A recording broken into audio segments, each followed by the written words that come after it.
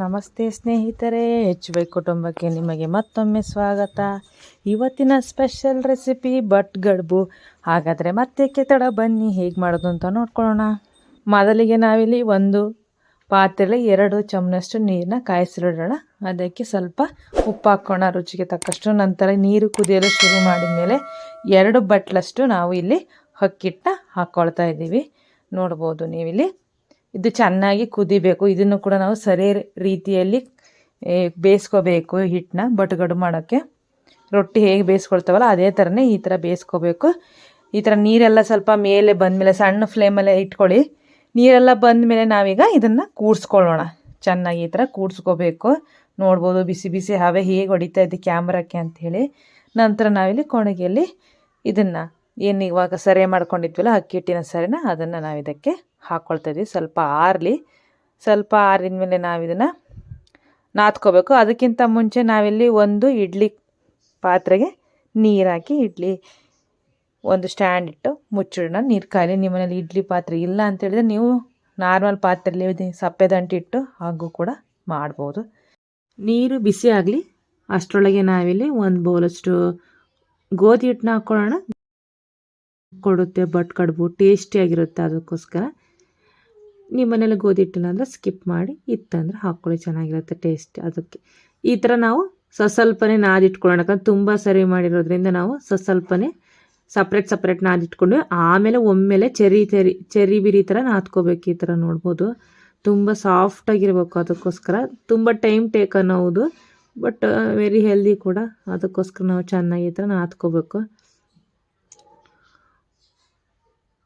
ಚೆನ್ನಾಗಿ ನಾದಿ ಮತ್ತೆ ನಾವು ಇದನ್ನು ಇನ್ನೂ ಸ್ವಲ್ಪ ಸಾಫ್ಟಾಗಿ ನಾದ್ಕೋಬೇಕು. ಅದಕ್ಕೋಸ್ಕರ ನೋಡ್ಬೋದು ನಾವು ಸ್ವಲ್ಪ ಹಿಟ್ಟನ್ನ ತಗೊಂಡು ನಾವಿಲ್ಲಿ ಒಂದೊಂದೇ ಈ ಥರ ಉಂಡೆ ಚಿಕ್ಕ ಉಂಡೆ ಬಟ್ಗಡುಬು ಶೇಪಿಗೋಸ್ಕರ ಇಷ್ಟು ಚಿಕ್ಕ ಉಂಡೆನ ಮಾಡಿಟ್ಕೋಬೇಕು. ಈ ಥರ ಚಿಕ್ಕ ಉಂಡೆನ ಮಾಡಿಟ್ಕೊಳ್ಳೋಣ. ನಂತರ ನಾವು ಒಂದೊಂದೇ ಉಂಡೆನ ಬಟ್ಗಡುಬು ಶೇಪಲ್ಲಿ ಮಾಡೋಣ. ನೋಡ್ಬೋದು ಇಲ್ಲಿ 2 ಕೈ ಸಹಾಯದಿಂದ ನಾವು ಈ ಥರ ದುಂಡುಗೆ ಮಾಡಿ ಈ ಥರ ಬಟ್ಗಡುಬು ಶೇಪಲ್ಲಿ ಮಾಡ್ಬೋದು. ನಿಮ್ಮ ಕೈಗೆ ಅಂಟಬಾರ್ದು ಅಂದರೆ ಅವಾಗವಾಗ ಸ್ವಲ್ಪ ನೀರು ಹಚ್ಕೊಳ್ಳಿ ಬಳ್ಗಳಿಗೆ. ಆವಾಗ ಕೈಗೆ ಹಿಟ್ಟು ಅಂಟೋಲ್ಲ, ಸ್ಮೂತಾಗೂ ಇರುತ್ತೆ. ತುಂಬ ನೀರು ಹಚ್ಕೋಬಾರ್ದು. ನಾವು ಇದನ್ನು ಬ್ಯಾಚ್ ಬೇಯಿಸ್ಕೋಬೇಕಾಗುತ್ತೆ.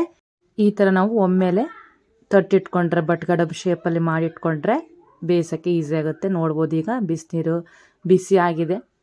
ಒಂದೊಂದನೇ ಈ ಥರ ದೂರ ಸ್ವಲ್ಪ ಇಟ್ಟು ಬೇಯಿಸ್ಕೋಬೇಕು. ಹತ್ತತ್ರ ಇಟ್ಟರೆ ಏನಾಗುತ್ತೆ ಅಂತ ಹೇಳಿದರೆ ಅಂಟ್ಕೊಳ್ಳುತ್ತೆ, ಬಿಡ್ಸೋಕ್ಕಾಗಲ್ಲ, ಮತ್ತು ಮುರಿಯೋ ಚಾನ್ಸಸ್ ಇರುತ್ತೆ. ಬಟ್ಗಡುಬು ಚೆನ್ನಾಗೂ ಆಗಲ್ಲ. ಅದಕ್ಕೋಸ್ಕರ ಇಡ್ಲಿ ಪಾತ್ರೆ ಮುಚ್ಚೋಣ. ಸ್ವಲ್ಪ ಹೊತ್ತು ವೆಯ್ಟ್ ಮಾಡಿ ಒಂದು 50% ಕುಕ್ ಆಗಿದೆ ಅಂದಮೇಲೆ ಮತ್ತೊಂದು ಲೇಯರ್ನ ನಾವೀಗ ಈ ಥರ ಒಂದೊಂದಾಗೆ ಬೇಯಿಸಲು ಇಡಬೇಕು. ಆಮೇಲೆ ಮುಚ್ಚೋಣ. ಇದು ಬೇಯ್ತಾ ಇರಲಿ. ಹಸಿಮೆಣ್ಸಿಕಾಯಿ ಚಟ್ನಿ ಹೇಗೆ ಮಾಡೋದು ಅಂತ ನೋಡೋಣ ಬನ್ನಿ. ಹಸಿಮೆಣ್ಸಿಕಾಯಿ ಚಟ್ನಿಗೆ ಏನೆಲ್ಲ ವೆಜಿಟೇಬಲ್ಸ್ ಹಾಕಿದ್ಮೇಲೆ ಆ ವಿಡಿಯೋ ಸ್ಕಿಪ್ ಆಗಿದೆ, ಬೇಜಾರಾಗಬೇಡಿ. ಏನಿಲ್ಲ, ಒಂದು ಪಾತ್ರೆಗೆ ನಾವಿಲ್ಲಿ 4 ರಿಂದ 5 ಟೊಮೊಟೊ ಕಾಯಿನ ಹಾಕ್ಕೊಳ್ಳಿ. ಟೊಮೊಟೊ ಕಾಯಿ ಇಲ್ಲ ಅಂದರೆ ಒಂದು ಹಣ್ಣಾಗಿರುತ್ತಲ್ಲ, ತುಂಬ ಹಣ್ಣಲ್ಲ, ಒಂದು 75% ಹಣ್ಣಾಗಿರುತ್ತಲ್ಲ ಅದನ್ನು ಕೂಡ ನಾವು ಹಾಕ್ಕೋಬೋದು. ಒಂದು 5 ಟೊಮೊಟೊ ಹಣ್ಣು ಹಾಕ್ಕೊಂಡಿದ್ದೀವಿ, 4 ಮುಳಗಾಯಿ ಹಾಕ್ಕೊಂಡಿದ್ದೀವಿ, ಒಂದು 6 ಹಸಿಮೆಣಸಿನಕಾಯಿ, ಒಂದು ಆಲೂಗಡ್ಡೆ ನಾವಿಲ್ಲ ಹಾಕ್ಕೊಂಡಿದ್ದೀವಿ. ಚೆನ್ನಾಗಿ ಈ ಥರ ಬೇಯಿಸ್ಕೋಬೇಕು. ತರಕಾರಿ ಬೆಂದಿದೆಯಲ್ಲ ಅಂತ ನೋಡಬೇಕು ಅಂತ ಹೇಳಿದರೆ ಒಂದು ಚಮಚನ ಅದ್ದಿ ನೋಡಿ. ಅದು ಪ್ರೆಸ್ ಆದರೆ ಒಳಗಡೆ ಹೋದರೆ ಬೆಂದಂಗೆ ಅರ್ಥ. ಒಂದು ಮಿಕ್ಸಿ ಜಾರ್ಗೆ ನಾವಿಲ್ಲಿ ರುಚಿಗೆ ತಕ್ಕಷ್ಟು ಉಪ್ಪು ಹಾಕ್ಕೊಳ್ತಿದ್ದೀವಿ. ಇವಾಗ ಏನು ಬೇಯಿಸ್ಕೊಂಡಿಲ್ಲ ಅದೆಲ್ಲ ತರಕಾರಿ ಮಿಶ್ರಣವನ್ನು ಹಾಕ್ಕೊಳ್ತಾ ಇದ್ದೀವಿ. ಅದಾದಮೇಲೆ ನಾವು ಇದಕ್ಕೆ ಬೆಳ್ಳುಳ್ಳಿ ಬೇಳೆಯನ್ನು 3 ಬೆಳ್ಳುಳ್ಳಿನ ಬೇಳೆ ಮಾಡಿ ಸೇರಿಸ್ಕೊಳ್ತಾ ಇದ್ದೀವಿ. ಅದಾದಮೇಲೆ 1 ಎಸಳು ಕರಿಬೇವು ಸೊಪ್ಪನ್ನು ಕೂಡ ನಾವು ಇದಕ್ಕೆ ಸೇರಿಸ್ಕೊಳ್ತಾ ಇದ್ದೀವಿ. ಅದಾದಮೇಲೆ ನಾವು ಇದನ್ನು ಮಿಕ್ಸಿ ಜಾರ್ಗೆ ಮಿಕ್ಸಿ ಮಾಡ್ಕೊಳ್ಳೋಣ ಬನ್ನಿ. ಜಸ್ಟ್ ಗ್ರೈಂಡ್ ಮಾಡಿ ಒಂದೇ ಸ್ವಲ್ಪ ಮಾಡಿ, ಯಾಕೆ ತರತರಿಯಾಗಿರಲಿ, ತುಂಬ ನುಣ್ಣಗಾದ್ರೆ ತಿನ್ನೋಕ್ಕೆ ಚೆನ್ನಾಗಲ್ಲ. ಅದಾದಮೇಲೆ ನಾವಿಲ್ಲಿ ಒಂದು ಪ್ಯಾನ್ಗೆ 1 ಚಮಚದಷ್ಟು ಎಣ್ಣೆ ಹಾಕ್ಕೊಳ್ಳೋಣ. ಅದಾದಮೇಲೆ ಕಡಲೆಬೇಳೆ 1 ಟೇಬಲ್ ಸ್ಪೂನ್ ಹಾಕ್ಕೊಳ್ಳೋಣ. 1 ಎಸಳಷ್ಟು ಕರಿಬೇವು ಸೊಪ್ಪನ್ನ ಹಾಕ್ಕೊಳ್ಳೋಣ. 1 ಚಮಚದಷ್ಟು ಸಾಸಿವೆ ಮತ್ತು ಜೀರಿಗೆಯನ್ನು ಕೂಡ ನಾವು ಇದಕ್ಕೆ ಸೇರಿಸ್ಕೊಳ್ಳೋಣ. ಕಡಲೆಬೇಳೆ ಸೀಸ್ಕೋಬೇಡಿ. ಅದಾದಮೇಲೆ ಚೆನ್ನಾಗಿ ಕಂದು ಬಣ್ಣಕ್ಕೆ ತಿರುಗಿದ ನಂತರ 1 ಈರುಳ್ಳಿನ ಹೆಚ್ಕೊಂಡಿದ್ದೀವಿ, ಅದನ್ನು ಕೂಡ ಹಾಕ್ಕೊಳ್ಳೋಣ. ಚೆನ್ನಾಗಿ ಇದನ್ನು ಕೂಡ ಫ್ರೈ ಮಾಡ್ಕೊಳ್ಳೋಣ. ಇದಾದ ಮೇಲೆ ನಾವೇನು ಇವಾಗ ತಾನೇ ರುಬ್ಕೊಂಡಿದ್ದೀವಿ ಚಟ್ನಿ ಮಿಶ್ರಣ, ಅದನ್ನು ಕೂಡ ಚೆನ್ನಾಗಿ ಸೇರಿಸ್ಕೊಂಡು ಇದನ್ನು ಕೂಡ ನಾವು ಚೆನ್ನಾಗಿ ಫ್ರೈ ಮಾಡ್ಕೋಬೇಕು. ಆವಾಗ ತುಂಬ ಚಟ್ನಿ ಟೇಸ್ಟಿಯಾಗಿರುತ್ತೆ. ಅದಾದಮೇಲೆ 1 ಲೋಟದಷ್ಟು ನಾವು ಚಿಕ್ಕ ಲೋಟದಲ್ಲಿ ನೀರು ಹಾಕ್ಕೊಳ್ತಿದ್ದೀವಿ. ಚಟ್ನಿ ಚೆನ್ನಾಗಿ ಕುದಿಬೇಕು. ಇದನ್ನು ಕೂಡ ಮತ್ತೆ ಮಿಕ್ಸ್ ಮಾಡಿಕೊಂಡು ಸ್ವಲ್ಪ ಹೊತ್ತು ವೆಯ್ಟ್ ಮಾಡೋಣ. ಚಟ್ನಿ ನೋಡ್ಬೋದು ಇವಾಗ ಕುದೀತಾ ಇದೆ.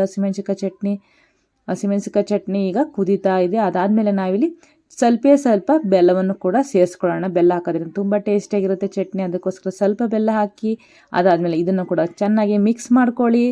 ಅದಾದಮೇಲೆ 1 ಚಮಚದಷ್ಟು ಕುಶಾಣಿ ಪುಡಿಯನ್ನು ಕೂಡ ಸೇರಿಸ್ಕೊಳ್ಳೋಣ. ನೋಡ್ಬೋದು ಈಗ ಚಟ್ನಿ ಸವಿಯಲು ಸಿದ್ಧವಾಗಿದೆ ಸ್ನೇಹಿತರೆ.